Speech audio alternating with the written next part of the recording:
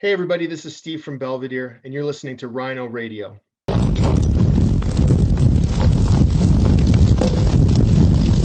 Subscribe. Or of Rhino Radio here today, and I have the honor and pleasure of speaking to Steve of Belvedere. How are you doing today, Steve? Good. Thanks for having me. Well, thank you very much for joining us, and I'm excited twice today. First of all, because we have an announcement of a new album that's coming out. Hindsight in the sixth is the 16th. That's hmm coming out the 14th of May. hmm But on top of that, we're kind of wrapping up the celebration of 25 years of Belvedere. hmm What's more exciting? Yeah.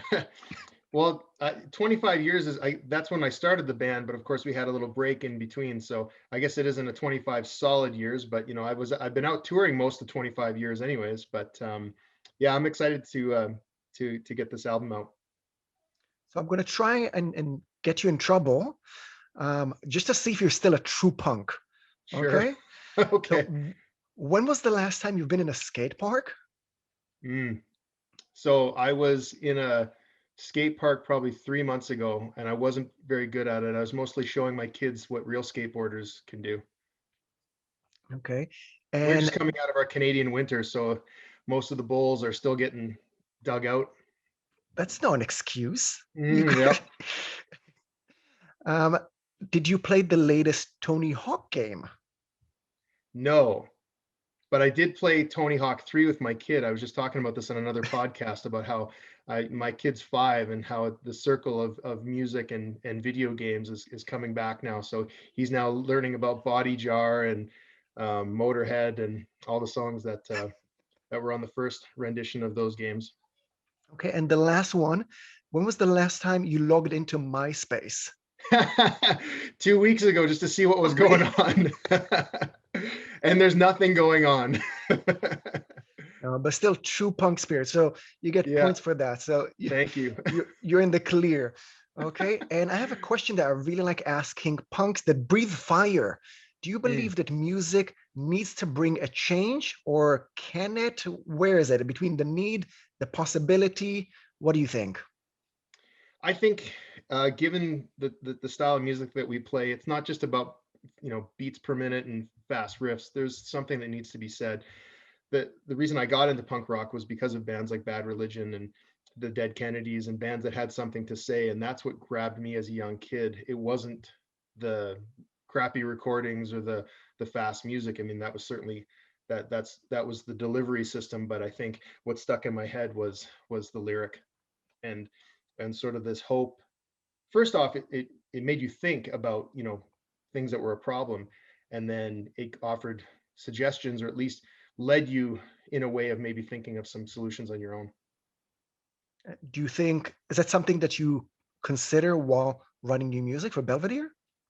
Yeah, I think I've probably become more thoughtful and political and just more aware of what I'm writing, as opposed to maybe stringing together a bunch of ideas because of 3 and 4 a.m. writing sessions. I'm a little bit more deliberate about what I write, for sure. And obviously, we're not going to dive into all those things that we want to change in the world right now. We're going to try and be a bit more optimistic. We're kind hmm of hopefully coming out of COVID. Numbers are dropping in some areas. hmm Vaccines is kind of helping us being a bit more optimistic. Was there something positive that you saw during your experience with COVID around you that made you kind of love the world a bit more? There was two things that I see as silver linings in terms of my son. I was going to be gone 80 or 90 dates this past year, and me being home when he's 5, that's such a formative time. He's just going into kindergarten, and he's really starting to be aware of the world around him. So I'll always cherish the fact that I got to stay home this year, because I think it was an important year for me and him to bond. And you know that's so for me that brings me joy, and that's the most positive thing in my life that's been going on. So um you know I think music wise we would have never written this record because we would have been on tour. So that's another thing that I think has been very positive. So yeah, I mean, as someone who's been in a band and has had to sit home, someone who's a booking agent, I booked 20 bands. um I've tried to look for the positive and stay positive for myself and for the people around me, because, you have to keep positive. That's all you can do, is just get through it. And except for the family part, was there something specific that helped you stay positive doing all those changes? I'm guessing we all found ourselves in either a dark place or at least darker place because everything around us got reshuffled. Was there a Yeah. specific thing that you went back to stay positive and keep mental healthy? My wife is extremely positive. We bounce off each other quite a bit, and I had some dark weeks, in April and May last year, when I felt like you could maybe force something, or you could maybe just reschedule it for a few months, and you started to have this deep sort of dread that it wasn't, this wasn't going to go away anytime soon. But having my wife there, who is very positive and tries to spin things in a positive light, really helped a lot. But one thing also too is seeing how everybody else around it was trying too. The Manchester Punk Festival canceled, so they did an acoustic thing. So I got to go out there and do this streaming acoustic thing at Spamfest, and in Austria did the same thing. So I got to, put together a set and play for people and interact with people. And that kind of, that really helped me in the beginning realize that, as sad as it is, we're all at home together, and being able to share our experiences and to be able to connect with each other was, certainly helped me, dial some of the bad thoughts back, for sure. Okay, before we talk about the future, I want to confront you with a really old rumor. So you can either nip it in the bud or confirm it. So I'm guessing you remember the video for Closed Doors. Mm, It was a really interesting breakup video. So the yeah. rumor that your fans have been struggling with for about 20 something years is that it's based on true events. Is this how you break up with exes? No, I tend to not talk about my personal life in my lyrics. I mean, I definitely, I try to bring up, well, the video is totally different than the song itself. But I find like the song, you really try to like think of putting yourself into a different character and then writing around that. That's what Closed Doors was sort of. It wasn't written from personal experience. And the video, that was letting a director take things to the next level, writing a treatment, and then coming up with some stuff that we thought was funny at the time. And all the people that acted in the video were having a great time, and it was a fun video to make. And we really weren't there for a lot of it. We were only there for the 8 hours that we jumped in there, and then they kind of filmed 3 days around us, while that was going on. So yeah, it was fun to make. So to completely bury that rumor, can you share your romantic side? Is there a recent or just a notorious big romantic gesture that you can share with us? A romantic gesture? Either You're on the talking wrong. receiving side. Well, I didn't put anybody's name on the side of a building like they did in that video or whatever it was. No, I've been with my wife now for over 10 years now, and so we keep our nice big gestures to ourselves. We don't blast it on social media all that much. Every once in a while, just a hey everybody, it's Christy's birthday. We save the private stuff for ourselves. When was the last time you made a mixtape? A week ago, because I had to for the for because Lockjaw Records puts out these little mixtapes for bands that you try to put out content, right? So it's like, what were your top 10 songs for, just so people can get to know people. And we have two new members in the band, so they've put together some mixtapes, and everybody has a different playlist. That's for sure. We all come from different backgrounds. Okay, so let's talk about Hindsight is the Sixth Sense. As we said, it's coming out on the 14th of May. First of all, I've enjoyed it greatly. I've been blasting it over the Thank you. weekend, getting ready for our chat. Um, do you mind sharing some of the themes of the LP? Sure. Yeah. I think overall, you know, there's been a lot of good and a lot of bad things that have gone over this past year, but I think more than anything, it's this idea of hope, and questioning, you know, why things are the way they are, why there's a big wealth gap between the rich and the poor. And I think there has been, I definitely, touch on a lot of those topics, where I think that there should be more equality in the world, and even in, our small circles. So, but I think more than anything, I try to, it's not just about harping on the bad things, but having hope, and feeling that as we do things together, it's why the punk scene's so great, is as you, um, it's such a unique scene in that everybody really sticks together in a lot of ways. And so there's a lot of support systems there. And I think, the more and more we talk about things and we share how we want things to be better, I think we can slowly move things that way. And can we hear more about the cover? There's some sort of a naked, blind figure. I'm guessing it's a female figure, and there's floating eyes, and there's a dead flower. I try to connect all the dots, but please Right. assist me. So Heather McLean is a local artist here. She's a sort of a world known tattoo artist, really, really talented artist. And she has a lot of dark themes in her art, and we knew that she was somebody that we wanted to sort of tap to to create some art for our album.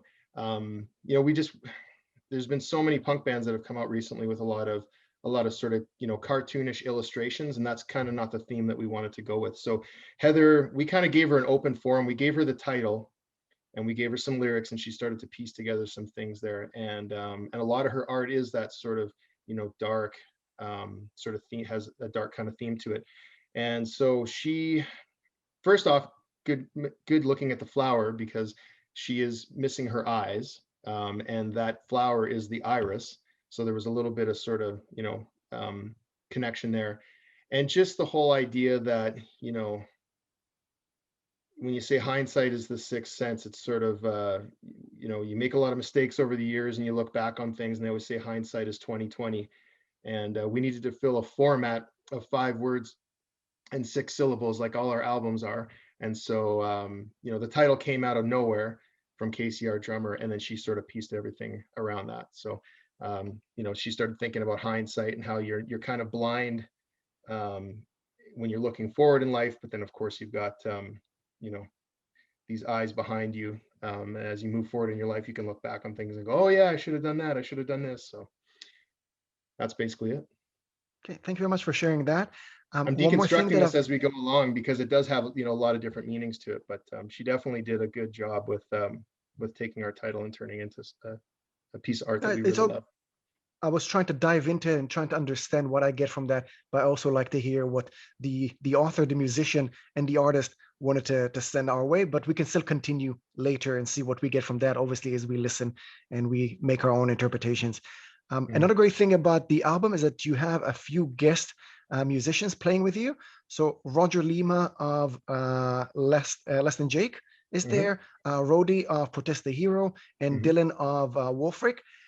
How did that come to be? Is it friendship behind the music, or just it worked out and now you're friends?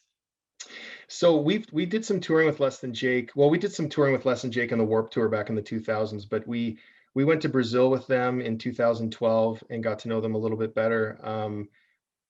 Both Roger and I, there was a Mike and his ukulele sessions that they have, and so Roger and I, we did a NoFX cover with some other guys there, Matt from No Use for a Name, and so we put that song out, and Roger kind of said, hey, this sounds really great, it's really fun singing with you, and said, if there's anything else that's coming up, let me know. And I was like, funny that you say that, because we got a new record coming out. So I asked him if he wanted to do it, and he tracks the Less Than Jake records at his studio, which is his home, Moat House Studio. So he jumped in there and he did a great job.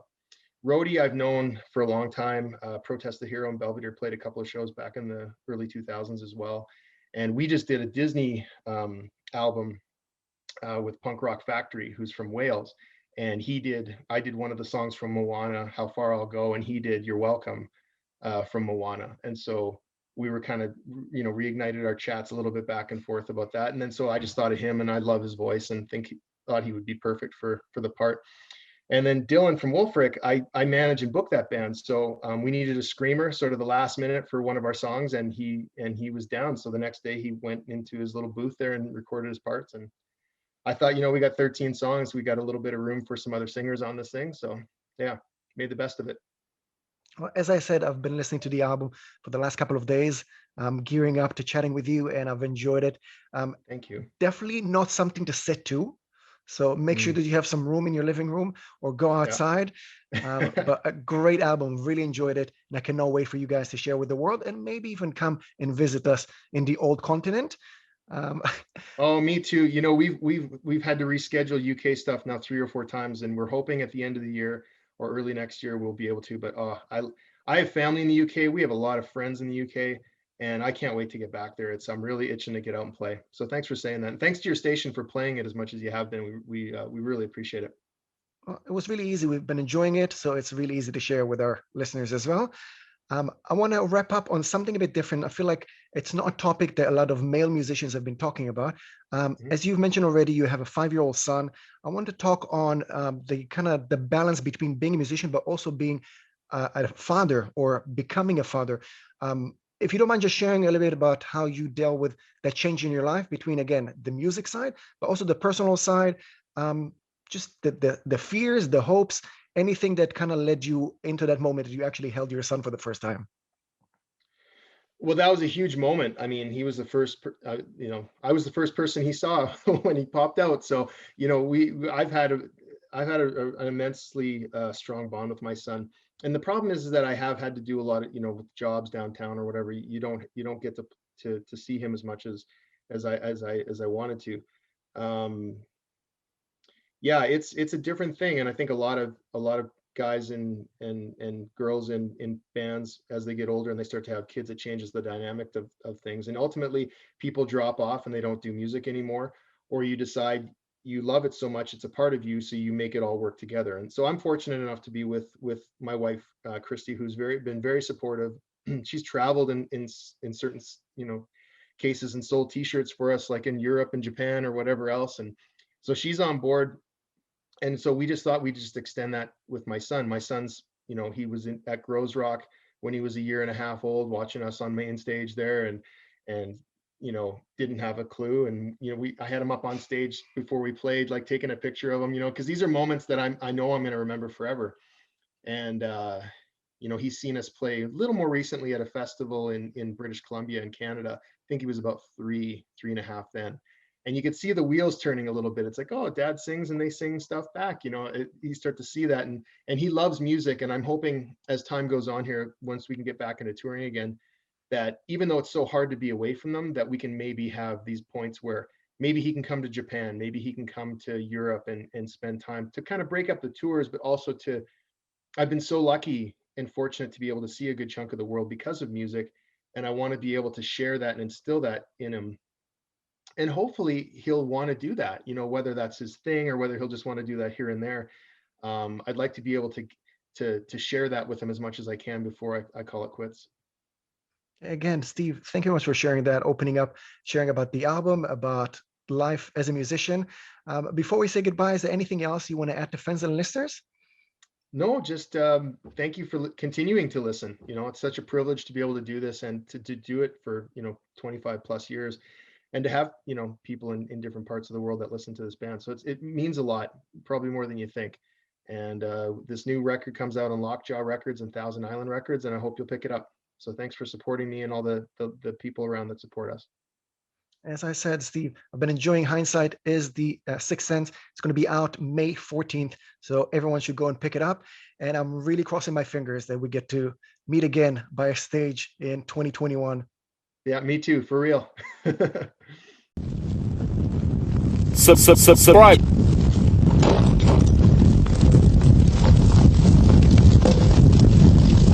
Subscribe.